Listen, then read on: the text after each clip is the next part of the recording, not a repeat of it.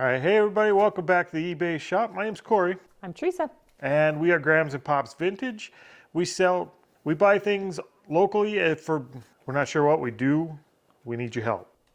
You should still leave that part on, the whole piece. On this channel, we try to buy things locally for as cheap as we can get them and flip them online for a profit. So today we're going to show you some of the things that we bought that we did sell on eBay. And we're going to talk a little bit about the thumbnail that probably got you to click on this, which was cross-listing is stupid. Full disclosure, we don't actually believe that, but we do think about cross-listing a little bit differently. End result is probably the same, but stick around. We'll get about half of our orders pulled today and we'll jump into that topic a little bit more. You made it through it. Let's go ahead and jump right in and grab our first order, which was what? Do you want to grab both of them? Sure. Okay, we have an Ertl John Deere row planter and an Ertl Case IH duals tractor and disc thing. Okay, so we got this one here and we got this one here. All right, so we got some vintage Ertl miniatures. If you're new to the channel, we actually sell some of these probably in every video or every other video. We sell quite a few little Ertl die-cast tractors and toys. And if you're not familiar with these at all, you find these at a lot of garage sales and stuff. And actually the Frederick Ertl, I believe, started the company when he was out of work because of a strike in like 1945. And he started melting aircraft aluminum pistons and making little tractors and toys and stuff in his fireplace at home. So there's a good entrepreneur story there if you want to look into it, but these little Ertl toys sell really well. Mm-hmm. We've sold the barns, we've sold the houses, we've sold the tractors. The little animals, like you name it. If it says Ertl on it, we've done pretty decent with it, and they always sell pretty quick. So keep an eye out for those. And like I said, they do have kind of a cool history, so we like picking stuff up like that. So the Case IH one, and the disc whatever it is, those sold for $15 or $14, and then the John Deere row planter, which spreads out. That's one of them. That one sold for $10, and they're part of our storage units. Those go in the same place, or those two different? The red pieces are going to one order, and the other one's going to another one. But they were both right there, so I figured why not grab them both. All right, so that's that order. What's next? Up next is a Wadsworth, Iowa Compact. All right, so it's that right there. Thing's actually cool. I don't know if the camera will focus in on it. You can put a picture up there. I have a pretty good one on the listing. It shows the whole state of Iowa. Yep, and it's actually, is that push pole? the button. Oh, it's a button. You just got to be smarter than the device. Okay, so it's like a little makeup powder thing, and the mirror is loose, so I got to be careful. And we got that at a Goodwill in a bag of trinket boxes. We bought a whole bag of trinket boxes out of the glass case for like $8. Is this the first thing we sold out of that bag? That is the first one we sold out of that bag. And what'd that sell for? $22.95. Paid for the bag a couple of times after fees even, and the bag had just a bunch of little trinket boxes in it, so we still have all those to sell. That first one covered us and doubled our money already. So the next one, I would not take your camera with you, but you can grab both of them. We sold 2 boxes of yellow football cards. all right, so that's those there. Those are the 40 count jumbo pack, and it looks like there's 24 packs in a box. Those are free and clear. We've already paid all the cards off, but we have these on the site at like $2.10 a piece. What'd these sell for? Both of them sold for $2.10. One of them is going international. Okay, so this is 2 orders. Yep. One international, one domestic, but they both sold for full price. Okay, we have an Etsy order. We actually have 2 Etsy orders, but we'll do one at a time. We sold on Etsy, we sold the Department 56 Manchester Square. All right. So that is that giant thing. It's a whole set, which will be fun to pack. We'll have to build a box for that. I'll just set it down here. So it says it's a set of 25 pieces, and it's Department 56. 4 houses, all kinds of little people, trees, road. I guess we don't mind packing big stuff. It just takes a little longer. So that one was part of our big Department 56 bulk buy. And that one sold for $84.99. That was a good sale. Is that the last huge collection piece we have? I think we have one more small one, but yeah, that's the biggest piece. That was the biggest piece that we had. All right, so what was the other piece that sold on Etsy? The other piece that sold on Etsy was some green and gold iridescent serving trays. I have them taken apart for storage. Okay, there's these ones here. See if I can get them here without dropping anything. These are the things that actually hold the trays together. They're like 2-tier trays, kind of like you'd put mints and stuff like that on them at a wedding or something like that. And they stack like 2 layers high like this. Yep. And those, the story behind those is, those are actually homemade by a lady here in the town that we live in.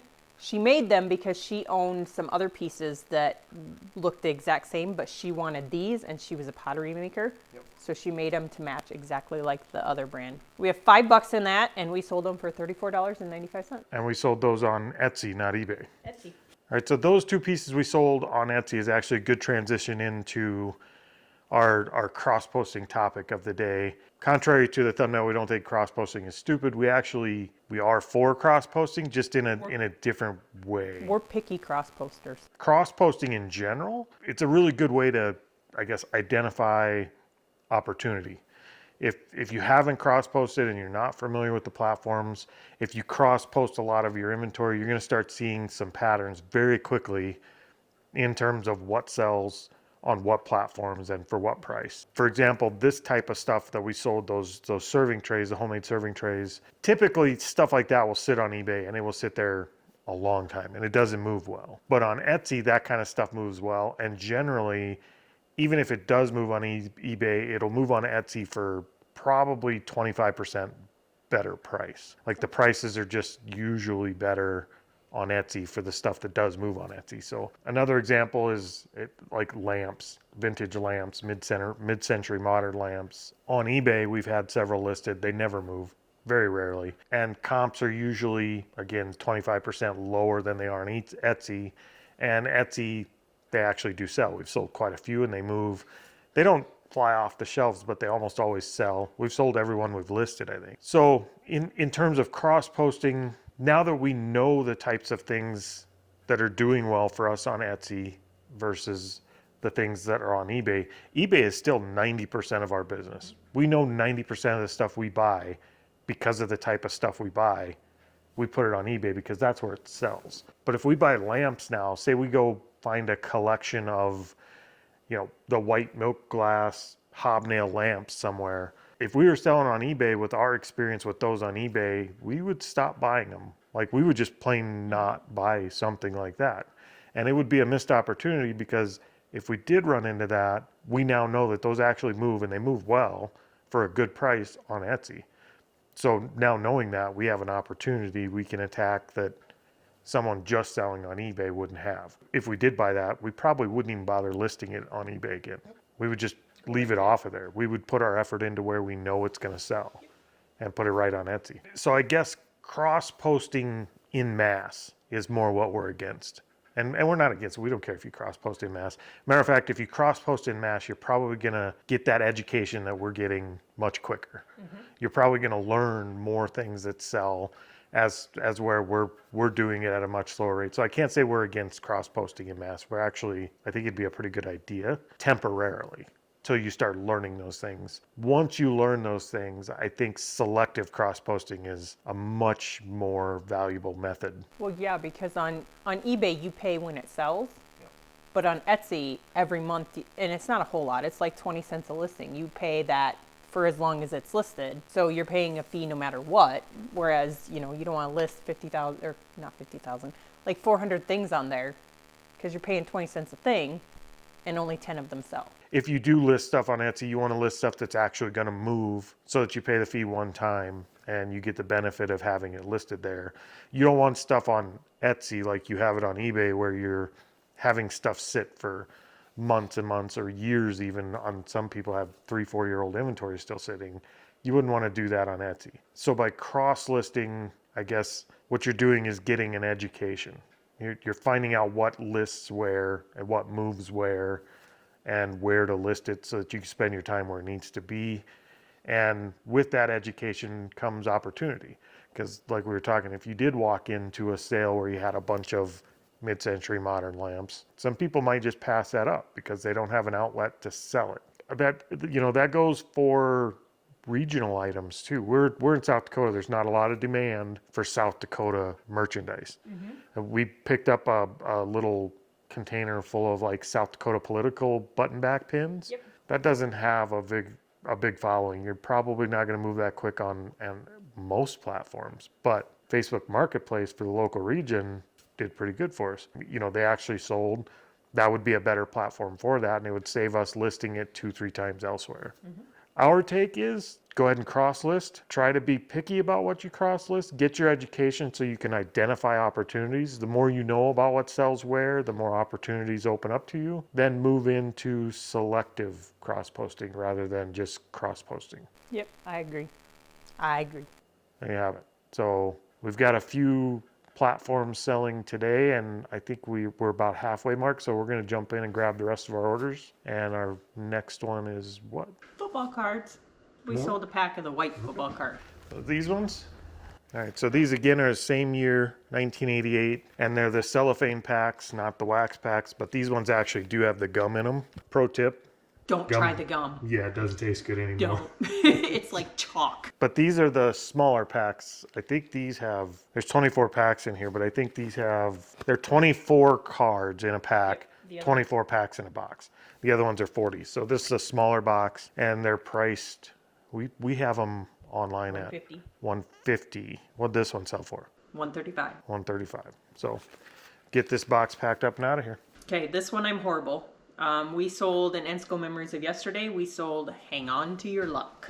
And we let it go. All right, so it's this guy here, and it is in the box. I won't unpack it, but I probably will put a picture of it up here so you can see it. They're just little Ensco, if you've ever seen Precious Moments, they're the little figurines. And we bought a big bulk buy of these. We've made our money on that. Actually, we bought a big bulk buy and then a smaller buy. And we've made our money on all of it at this point. And the reason I'm horrible is I don't know which which lot that came out of, so I don't know how much we have in it. But we sold it for $10. Either way, we're in the clear on them anyway, so. Those do like to go international. They do go international a lot. Up next, I don't know if I'm going to say this right, but I'm going to attempt it. House of Gobel Micro Mosaic Pillbox from Italy. Well, here's the thing. It's this little guy here. When you have a product that's not super mainstream, and it's got a name that not very many people have heard of, you can just kind of make shit up. No. So House of Gobel, Gargamel, doesn't matter, right? But they're really cool. It has the original manufacturer sticker still in it. Mm-hmm. But they come in like different colors. They made, I think there's a red one, there's a blue one, there's a white one. But anyways, that was part of our bag of trinket boxes from Goodwill. And so it came in the same as that one. I think we have like $1.33 once we divided it all out.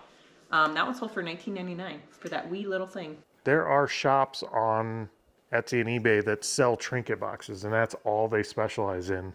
And we've done really well just selling these little trinket boxes. So if you see, you know, little trinket boxes like that are unique, make sure you're not buying the ones that like came from Walmart. But they do have kind of a following. People do look for them, and they do sell. I mean, we've had pretty good luck moving them.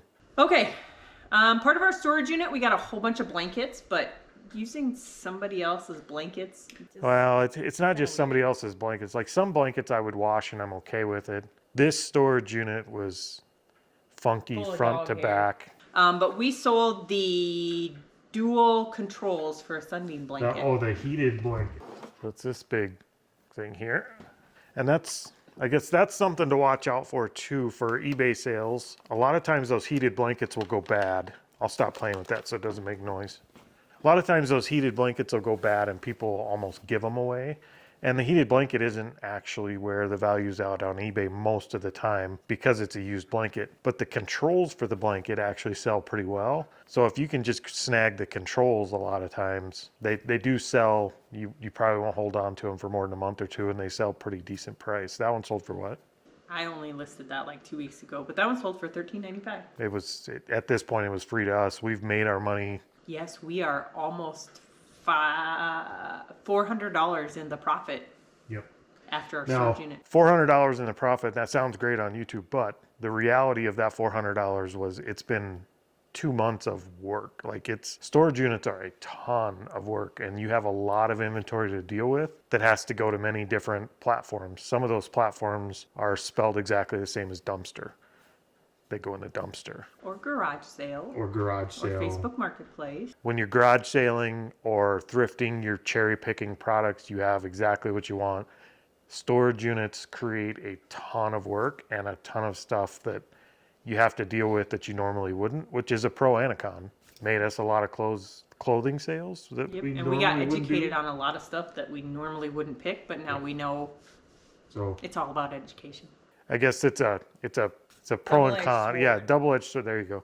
Sword, not Sword, double-edged sword. If you get a chance to do a storage unit, Try it I once. would say try it, but start with a small one.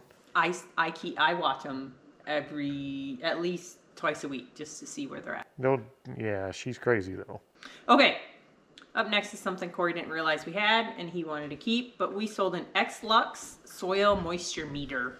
Okay, it's right there. I don't know if I'd say I didn't know we had it because I actually picked that forgot. up. I picked that up at the bin store You for forgot we $1, had it. and I forgot that I had listed it. We have a bunch of house plants recently. The kids moved out, and I got plants. Plants are quieter. I like them better. Maybe not better. I like them. So once I seen this sell, I was like, dang it, I wish I would have kept that. So every now and then you got to shop your own eBay store because sometimes you'll sell something that maybe if you had remembered it was in the inventory, you probably would have kept. But that probably isn't all bad either. So this did sell. We have $1 in it and it sold for $8.35. I wouldn't recommend picking them up, but we got it for $1 at a dollar store or the bin store. So Okay, Chicago roller skates. The ladies' red and blue box. that's these vintage roller skates here. It's the red box. Now these, we picked these up at a garage sale in Inwood, Iowa, I think, right? Those were in Sioux Falls. No, they weren't. Yes. No, these were in Inwood. Not Inwood. Orange City. These were in Orange City, Iowa, because we had to cross that really busy street to get to the house of that little old lady. So, The little nice lady. well, yeah, she was nice, but she was old. Anyways. We're old too. No gray hair. So, that box sold. They're kind of cool boxes. We'll have to check that other one too, because nope, this one has red on it. These sat forever, and we discounted them. We've actually discounted them a few times. We put them on sale. them on sales. And then somebody reached out to us with an offer and said he wants to spend no more than this with Yep. shipping and everything. And it wasn't a whole lot less than what we originally had it listed for. wasn't terrible. So we just made a deal. All said and done, they don't move well. They do move. I think they actually would have probably sold better on Etsy. They're kind of a cool vintage product, kind of roller derby type skates. I think they actually probably would have moved. It's got a better audience on Etsy for that type of item, I think. So I think this other pair we have, we may actually Go move over to Etsy. selectively cross post. Okay, we had $10 in that. In each one of those sets, we have $10. Yep. And it sold for $52.70. So, and it's heavy. I bet it. And the guy's going to restore them. Yep. It's super heavy. We'll get it packaged up carefully for him. All right, One more thing. What you got? The Godfather. The guy. We sold the Godfather trivia game. We've sold it twice. That's that board game. So we're actually in a small college town. There's a little local thrift store here. Every now and then they'll have sealed board games that I think the college kids probably get and don't open and redonate back. So we pick a few up. This one actually still has a price tag on it for $16.99 originally. But it's probably, I mean, it's It's an older because older most game. places, or it's a small town like store because most places don't put little tags on their stuff anymore. We picked up two of these exact identical games, both sealed, and the first one sold fairly quickly. This one sat a little longer, and this sold for what? We paid $3 for it, and it sold for $12. All right, so that's it for today's video. I guess moral of the story is always be learning. Cross-posting is certainly learning, and once you have those lessons, you can cross-post less. The more you know, the more selectively you can cross-post. And I think that's going to make you a much more profitable, or make us a much more profitable reseller. Everybody's different, everybody's situation is different, but I think if you know what platforms move what type of products, it opens up a lot of opportunity, and it saves you a lot of time because you don't have to cross post and manage all your different inventory platforms. All right, if you enjoyed today's video, go ahead and hit the like button for us. That only takes a second and it helps us be found quite a bit on YouTube, and we'd really appreciate it. If you want to see more videos like that, somewhere here, I believe that way, the card should pop up for the next video. Go ahead and click on that and watch the next one if you'd like, and we will see you guys next time. Hasta la vista.